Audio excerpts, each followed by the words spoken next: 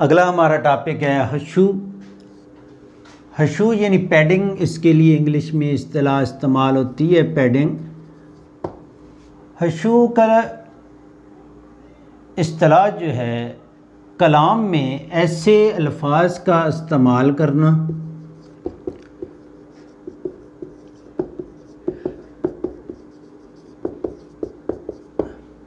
जो गैर ज़रूरी हों, उन्हें क्या किया जाता है, मायूब यानी बुरा ख्याल किया जाता है। और जो इसातिज़ा थे उर्दू के या हैं, वो इसे हशू को यानी गैर ज़रूरी अल्फाज इस्तेमाल करने को अदबी गुनाह करार देते हैं।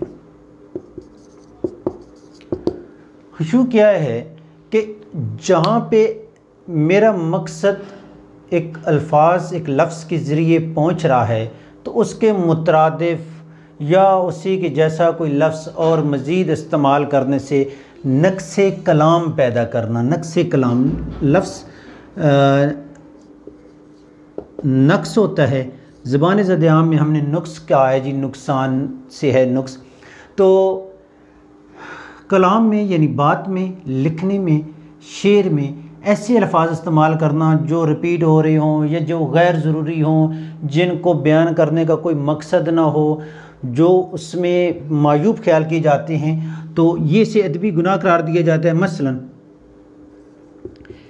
मेरा अपना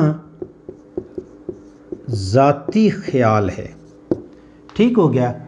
अब मेरा अपना ख्याल है तब भी काफ़ी था, मेरा ज़ाती ख्याल है तब भी काफ़ी था। इनमें से क्या हो गया, जो अपना लफ्ज़ है ये क्या हो गया, हशू हो गया नक्शे कलाम में। मेरा ज़ाती ख्याल है, आगे बात करने से पहले कि मैं राय दे रहा हूँ तो मैं कहूँगा कि मेरा ज़ाती ख्याल है, मकसद पूरा हो गया। अच्छा, इजाफ़ी लफ्ज़ का इस्तेमाल आया। इसी तरह शेर में मिसरा है कि आप यानी आप ही, तो दोबारा यानी आप ही आप कर लें। तो इस तरह के जो अल्फाज हैं ये क्या हैं, हशू कहलाते हैं, जो एक्स्ट्रा इजाफ़ी दिए जाएं। मैं कहता हूँ कि अली मेरी मदद न करता तो मैं ये काम कभी भी न कर सकता। अब कभी ना कर सकता, कभी से मकसद पूरा हो रहा है। कलाम का जो मुद्दा है, मकसद है, वो मैं अब तक पहुंचा रहा हूं, तो उसमें कोई खामी नहीं है, वो पूरा हो रहा है। लेकिन उसके बाद जो भी है ये इजाफ़ी है, ये नक्शे कलाम है, ये हशू है।